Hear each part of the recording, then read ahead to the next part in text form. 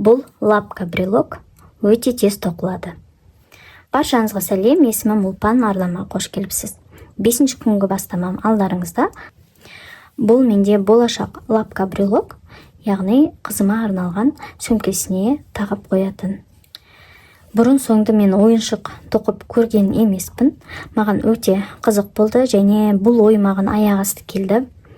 Кеше күні негізі 5-ші күнгі таңдауым өте ұзақтау болды. Басқа күндермен салыстырған кезде менде көптеген таңдаулар тұрды. Кардиган немесе плед, қосымша фотоларын қалдырып кетейін. Сол ілмекбізбен бастаймын деп ойлаған болатынмын.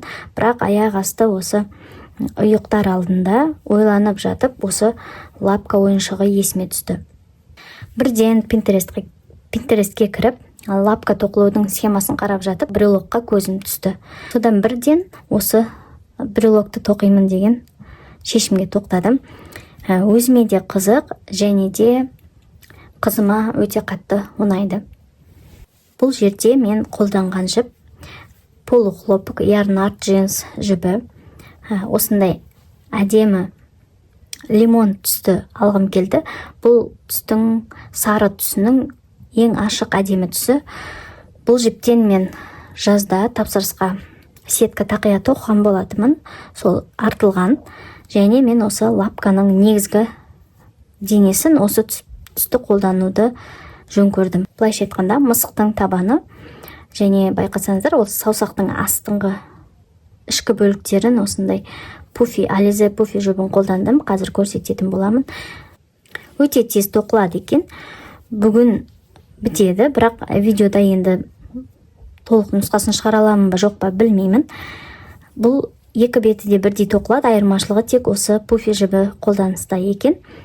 Схема арқылы және де қосымша YouTube арнадан мен тоқылу әдісін бір көріп алып, содан кейін тоқып жатырмын. Бірден ашығын айтайын, өзім алғашқы рет тоқып жатқаннан кейін мен өзімді қинағым келген жоқ. Дайын схема, дайын видео сабақ арқылы тоқып шықтым. Және ең қызығы, қыздар, үзіліс жасап отырып, мен Reels қарап отырып, өзім осы тоқып жатқан бұйымға сай тағы да бір идея көріп қалдым. Яғни құлаққап. Осы лапканы қолданып отырып, қызыма арнап құлаққап тоқып бергім келеді. Және қосымша Pinterest'тен сіздерге айтып кетейін, құлаққап наушникке, ушанка наушник дегеніміз дұрыс болар. Pinterest'те іздеп көрдім, дәл мен Reels'та көргендей нұсқаны таппадым, бірақ мен сол Reels'ты сақтап алдым. Қазір мен сіздерге қосымша түсіндіріп кетуге тырысамын. Және мен ендігі қысқаша осылай бастап қойдым, қараңыздар. Бұл жерде мен құлаққапқа осы жұмсақ жіп негізінде жақсы болады деп ойлаймын. Жылы, қалың, әрі жұмсақ. Енді осы саусақтардың астыңғы жағын осы түспен ақ жасап кеттім. Яғни комплект болады, қараңыздар. Құлаққап және де брелок. Менше өте әдемі, ерекше, стильді болатын сияқты. Енді бұл менің алғашқы нұсқам. Бұл жіппен мен ендігі өзім жаңағы әдістерді қолданып, бірақ кішкене көлемін үлкейту үшін ары қарай өзім қатарлар қосып тоқып кеткен болатынмын. Әзірге нақты білмей тұрмын, маған көрінісі ұнайды ма жоқ па, бірақ бұл енді құлаққап болғаннан кейін жалпақ болу керек. Ендігі осындай жүрекше тоқылады екен да, табаны міне осы тұсқа орнатылады екен. Табанын қойсаң кішкене лапка екені білінетін сияқты. Жалпы көрінісін аяқтап тұрған сияқты. Енді екінші бетін тоқып, ішіне толтырғаннан кейінде меніңше өте әдемі көрінеді. Енді бұл жерде қараңыздар. Бізде ушанкалардың осы жоғарғы тұсы, бізде ободок қой.